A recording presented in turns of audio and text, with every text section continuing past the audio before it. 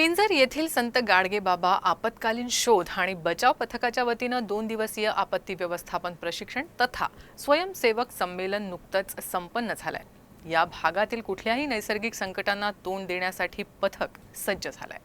मानव सेवा, सामाजिक विकास कार्य आणि आपत्ती व्यवस्थापन फाउंडेशन पिंजर हे गेली 25 वर्षे अकोला जिल्ह्यासह संपूर्ण महाराष्ट्रात आपत्ती व्यवस्थापनासह शोध आणि बचाव कार्य तसंच आपत्ती व्यवस्थापन प्रशिक्षण आणि जनजागृतीसह जीवनरक्षक सेवा, रुग्णसेवा, रस्ते अपघात सेवा, प्राणी सेवा, सामाजिक सेवांसह इतरही समाज उपयोगी सेवा निस्वार्थपणे देत आले आहेत।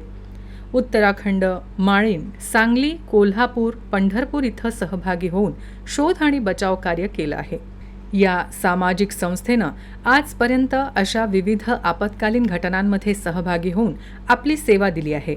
मानवनिर्मित किंवा नैसर्गिक आपत्कालीन परिस्थिती निर्माण होणाऱ्या घटनांशी तसंच पूर परिस्थिती निर्माण झाल्यास त्यावर शोध आणि बचाव मोहीम राबवण्याची पद्धती, रोप क्लाइम्बिंग, बिल्डिंग डेमो, धरणात स्विमिंग, मेबड, पुरात वाहून जाणाऱ्या तसंच पाण्यात बुडणाऱ्या व्यक्तीला वाचवण्याच्या पद्धती संबंधी कवायती धरणात करून दाखवण्यात आल्या।